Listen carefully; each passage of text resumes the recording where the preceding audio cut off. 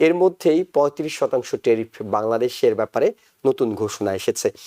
আমরা আগে বলেছিলাম 37% আর 35% আসলে খুব বেশি প্রভাবগুলো পার্থক্য হওয়ার কথা না, একই রকম প্রভাব থাকার কথা। কিন্তু নতুন প্রেক্ষাপটে যেখানে 90 দিন সময় পাওয়া গিয়েছিল আলোচনার জন্য, সেই 90 দিন পরে এসে যদি এখনো 35% থাকে, তাহলে আসলে বাংলাদেশ কি করলো কূটনীতিতে? বাংলাদেশের সাফল্য কিংবা কতটা ব্যর্থতা? গার্মেন্টস তো সাংঘাতিক ভাবে এফেক্টেড হবে যদি মানে আমাদের মোহাম্মদ ইউনূস সাহেব যদি নিজে এসে, ডোনাল্ড ট্রাম্প এগুলো লাইক করে, তো তেল খাইতে ভালো লাগে, সে যদি আসে যদি বলে যে আমাদের জন্য কিছু একটা করো, আমরা তো চেষ্টা করছি, নতুন বাংলাদেশ করার চেষ্টা করছি। যদি এটা না করে আলটিমেটলি শুধু ব্যবসায়ী শ্রেণী বাংলাদেশে এটাকে কন্ট্রোল করছে, এটা অনেক শ্রমিক এতে ক্ষতিগ্রস্ত হবে। ওনাকে আসতে হবে ফিজিক্যালি, টেলিফোনে কাজ হবে না। এই ভদ্রলোক ক্রেজি, হি ওয়ান্টস দিস। আশা করেন যে ওনার সামনে মানুষ এসে নত হবে, ওনার কাছে অনুরোধ করবে, আকুতি মিনতি জানাবে, তারপর উনি ইচ্ছা করে রাজার কাছে যেমন প্রজা এসে ভিক্ষা চায়, তারপর প্রজা ভিক্ষা দেয়, প্রজাকে ভিক্ষা দেয় রাজা। তো ওটা ডোনাল্ড ট্রাম্পের একটা মানসিক রোগ। তার যদি চেতনায়, যদি চৈতন্যে যদি ধাক্কা খায়, তখন দেখবেন তো হয়তোবা উনি কিছু পরিবর্তন করলে করতে পারেন। এর আগে 37% পাল্টে ট্যারিফ বাংলাদেশের উপর আরোপ করা হয়েছিল। বাংলাদেশ সরকারের অন্তর্বর্তীকালীন সরকারের প্রধান উপদেষ্টা প্রেসিডেন্ট ডোনাল্ড ট্রাম্পকে একটি চিঠি দিয়েছিলেন, সেটি আলোচনার জন্য স্থগিত রাখতে বলেছিলেন। পরবর্তীতে দেখা গিয়েছে প্রেসিডেন্ট ডোনাল্ড ট্রাম্প 90 দিনের জন্য সব দেশের ব্যাপারেই একটা স্থগিতাদেশ রেখেছিলেন। সেটি 9 জুলাই শেষ হচ্ছে, কিন্তু এর মধ্যেই 35% ট্যারিফ বাংলাদেশের ব্যাপারে নতুন ঘোষণা এসেছে। আমরা আগে বলেছিলাম 37% আর 35% আসলে খুব বেশি প্রভাবগুলো পার্থক্য হওয়ার কথা না, একই রকম প্রভাব থাকার কথা। কিন্তু নতুন প্রেক্ষাপটে যেখানে 90 দিন সময় পাওয়া গিয়েছিল আলোচনার জন্য, সেই 90 দিন পরে এসে যদি এখনো 35% থাকে, তাহলে আসলে বাংলাদেশ কি করলো কূটনীতিতে? বাংলাদেশের সাফল্য কিংবা কতটা ব্যর্থতা বলে এটি আপনি মনে করছেন? না, দেখুন, প্রেসিডেন্ট ট্রাম্প তো ট্রান্সেকশনাল প্রেসিডেন্ট। আমি এখনো ভাবি এই প্রেসিডেন্ট ট্রাম্পকে এই ট্যারিফ এই বুদ্ধি কে দিচ্ছে।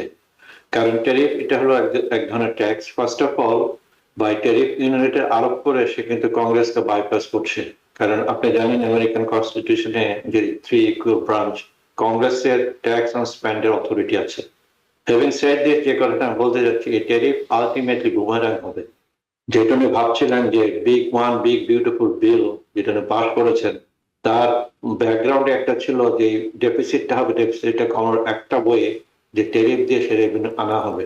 কিন্তু ট্যারিফের যদি সেকেন্ডারি ইম্প্যাক্ট আছে, নেগেটিভ ইম্প্যাক্ট, সেই কথাটা ওনারা ভাবছেন না। আলটিমেটলি এই ট্যারিফ শুধু আমেরিকার জন্য না, সারা দুনিয়ার জন্য একটা ইকোনমিক রিসেশনের সৃষ্টি করবে। স্পেসিফিক্যালি বাংলাদেশের জন্য। বাংলাদেশের তো একটাই আইটেম আছে, তাই না? মোস্টলি যে গার্মেন্টস, 70% আমাদের এক্সপোর্ট আইটেম ইজ গার্মেন্টস। তো গার্মেন্টস তো সাংঘাতিক ভাবে এফেক্টেড হবে যদি আমাদের মোহাম্মদ ইউনূস সাহেব যদি নিজে এসে, ডোনাল্ড ট্রাম্প এগুলো লাইক করে, তো তেল খাইতে ভালো লাগে, সে যদি আসে যদি বলে যে আমাদের জন্য কিছু একটা করো, আমরা তো চেষ্টা করছি, নতুন বাংলাদেশ করার চেষ্টা করছি। যদি এটা না করে আলটিমেটলি শুধু ব্যবসায়ী শ্রেণী বাংলাদেশে এটাকে কন্ট্রোল করছে, এটা অনেক শ্রমিক এতে ক্ষতিগ্রস্ত হবে। এটা বাংলাদেশের ইকোনমিতে একটা ইম্প্যাক্ট পড়বে। নট অনলি দ্যাট, এটা একটা সোশ্যাল আনরেস্ট সৃষ্টি করবে। কারণ এই মহিলাগুলো যারা এতদিন কাজ করছে, তারা ফিরে যাবে, তাদের কোনো অন্য ইনকাম আর্নিং সোর্স নাই, সেটা একটা সোশ্যাল টেনশন ক্রিয়েট করবে। আমার মনে হয় এই মুহূর্তে বাংলাদেশে যারা আছেন এন্টারিং গভর্নমেন্টের, আমি মনে হচ্ছে হিমসেলফ ডোনাল্ড ট্রাম্পের সাথে দেখা করা উচিত। আমরা যেটা জানি যে জাতীয় নিরাপত্তা উপদেষ্টা এবং একই সঙ্গে বাণিজ্য উপদেষ্টা তারা গত কয়েকদিন ধরে ওয়াশিংটনে ছিলেন, কয়েক দফা আলোচনা হয়েছে বলেও আমরা শুনেছি। এই অবস্থায় আপনি মনে করছেন যে এই সব উপদেষ্টা নয়, একেবারে প্রধান উপদেষ্টা তার ব্যক্তিগত ইমেজ, ব্যক্তিগত সম্পর্ককে কাজে লাগিয়ে যদি সরাসরি কথা বলেন, সরাসরি একটা টেলিফোন করেন কিংবা আসেন, তাহলে হয়তো বাংলাদেশ এই সংকটটা কাটিয়ে উঠতে পারবে? ওনাকে আসতে হবে ফিজিক্যালি, টেলিফোনে কাজ হবে না। এই ভদ্রলোক ক্রেজি, হি ওয়ান্টস দিস। আপনি বুঝতে পারেন না, জেলেনস্কির সাথে রেগে গেছে just because he was not wearing tie. তাকে আসতে হবে। এমন কেন জানি আমার মনে হয় এটা আমাদের ইউনূস সাহেবের জন্য একটা কষ্টকর হবে। ওনাকে একটু স্যুট টাই পরে আসতে হবে। এই লোক ক্রেজি, এই লোক যদি মনে করেন স্টিক করে থাকে 35%, আমাদের দেশের জন্য একটা দারুণ অর্থনৈতিক ক্ষতি হবে, তারপরে সামাজিক অস্থিরতা সৃষ্টি করবে। এটার কারণে যেতে বাংলাদেশে একটা রিসেশন হবে। এখন আমাদের বাংলাদেশে টাকার দরকার, এই মুহূর্তে যদি এটা বন্ধ হয়ে যায় আমাদের জন্য অনেক কষ্টকর হবে। এবং আপনি মনে করছেন জেলেনস্কির উদাহরণ টেনে যে তিনি যখন গেঞ্জি পরে কিংবা পোলো পরে এসেছিলেন, তাকে বলছিলেন যে তুমি এটা কি পরেছো, তোমার স্যুট নেই। আপনি বলছেন যে ডক্টর মোহাম্মদ ইউনূস তার গ্রামীণ চেকের সেই পোশাক ফেলে দিয়ে স্যুট পরে আসতে হবে। এটি আমি অ্যাডভাইস করবো, স্ট্রংলি অ্যাডভাইস করবো, যে দেশের কারণে আসে না অনেক সময় আমরা নীতি কম্প্রোমাইজ করছেন না। এই ভদ্রলোক এগুলো অপটিক্সকে খুব লাইক করে, এবং এই জিনিসটা অনেক সময় আমাদেরকে মানে হিকমার সাথে কাজ করতে হয়, সেটা আমি অ্যাডভাইস করবো। এটা প্রফেসর ইউনূসের উপর নির্ভর করবে। মাহমুদ রেজা চৌধুরী, আপনার কাছে জানতে চাই, এটা আসলে পুরো বিষয়টি কূটনীতি দিয়ে সমাধান করার কথা ছিল, কিন্তু প্রেসিডেন্ট ডোনাল্ড ট্রাম্পের ক্ষেত্রে তিনি তার মেজাজ মর্জি অনুযায়ী চলেন, সিদ্ধান্তগুলো অনেকটা সেভাবে নেন। বিবিসি কালকে দেখছিলাম যে ম্যাডম্যান থিওরি নামে একটা নতুন প্রেসিডেন্ট নিক্সনের সঙ্গে তুলনা করে তাকে নতুনভাবে তার যে আচরণগুলো সেগুলোর ব্যাখ্যা করছিলেন। আপনি কি মনে করেন, কূটনীতি দিয়ে বাংলাদেশ তো 3 মাস নিঃসন্দেহে চেষ্টা করার কথা যে প্রেসিডেন্ট ডোনাল্ড ট্রাম্প প্রশাসনকে ম্যানেজ করা, ভাই আমাদের আগে 15% ছিল, কেন তুমি 37% করছো, আমি তোমাকে 0 ট্যারিফ করে দিচ্ছি, নানা ধরনের হয়তো আছে। সমাধানটা আসলে কিভাবে হওয়া উচিত ছিল কিংবা কিভাবে হতে পারে? উচিত কি ছিল এটা তো বলে এখন লাভ নাই, কারণ আপনার বিদায় অলরেডি কিল্ড। এখন ডোনাল্ড ট্রাম্প সাহেবের একটা মেন্টাল একটা সেট আপ আছে যে উনি আশা করেন যে ওনার সামনে মানুষ এসে নত হবে, ওনার কাছে অনুরোধ করবে, আকুতি মিনতি জানাবে, তারপর উনি ইচ্ছা করে রাজার কাছে যেমন প্রজা এসে ভিক্ষা চায়, তারপর প্রজা ভিক্ষা দেয়, প্রজাকে ভিক্ষা দেয় রাজা। তো ওটা ডোনাল্ড ট্রাম্পের একটা মানসিক রোগ, এটা উনি সবসময় করেছেন। কারণ ওনাকে আপনাকে দেখতে হবে উনি কিন্তু একজন পলিটিক্যাল পার্সন না, উনি একজন কর্পোরেট পার্সন।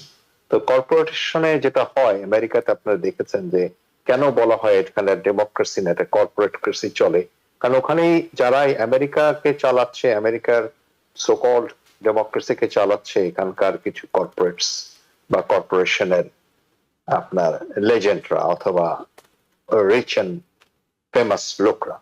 তো ডোনাল্ড ট্রাম্পের বাংলাদেশের উপর যে নতুন কর আরোপ করেছেন 37% বললেন, তাই না? 37 আগে ছিল, নতুন করে সেটি 35 করা হয়েছে। 35 করা হয়েছে। 2% difference is not a significant any difference. তবে বিষয়টা মাত্র তো করা হলো, এবং এটা মনে হয় কার্যকরী করতে পারবেন অগাস্টের 1 তারিখ থেকে কার্যকরী করার কথা। অতএব এর ইম্প্যাক্টটা কি হবে, কনজিউমাররা এটাকে কিভাবে নিবে, এখানকার ইম্পোর্টাররা কিভাবে এটাকে সেটেল করবেন, এবং আমাদের এক্সপোর্টাররা কিভাবে এটাকে সেটেল করবেন বা মিনিমাইজ করবেন। কারণ ব্যবসাতে তো সবসময় একটা আপস এন্ড ডাউন হয়, কোনো একটা সিগনিফিকেন্ট ফিগার অলওয়েজ কিন্তু স্ট্যান্ড করে না, সবসময় চেঞ্জ হয়, প্রফিট লস, লস প্রফিট। কিন্তু এটা একটা বড় প্রভাব ফেলে যারা আমদানিকারক, বিশেষ করে যাদের যে পণ্যগুলো এখনো জাহাজে আছে অর্থাৎ সমুদ্রে আছে, সেগুলো যখন এখানে এসে পৌঁছবে, এটি আসলে কোন হারে ট্যারিফ দিয়ে খালাস করা হবে সেগুলো নিয়ে অনেক ধরনের অনিশ্চয়তা তৈরি হয়। হ্যাঁ, তা তো অবশ্যই। তারপর যখন এটা কনজিউমার মার্কেটে যাবে, যে শার্টটা আপনি কিনলেন 20 টাকায় এতদিন, সেই শার্টটা যখন $40 হয়ে যাবে, তখন একটা কনজিউমার একটা ইফেক্ট হবে। তবে অনেক অ্যানালিস্টরা বলেন, আজকেও যেমন MSNBC তে যারা এসেছিলেন এই ডোনাল্ড ট্রাম্পের নতুন কর বিষয়ে আলোচনা করতে, তারা অনেকেই বলেছেন যে আসলে এটার ইম্প্যাক্টটা বোঝা যাবে হাউ দ্য কনজিউমার হেল্ডস ইট। কারণ ইম্পোর্টাররা তো আপনার ট্যাক্স দিবেনই, কিন্তু সেই ট্যাক্সটা তো তারা নিজের পকেট থেকে দেবেন না, সেটা তারা মার্কেট থেকে তুলে নেওয়ার চেষ্টা করবেন। এফেক্টিভ লাস্টে হবে কনজিউমাররা।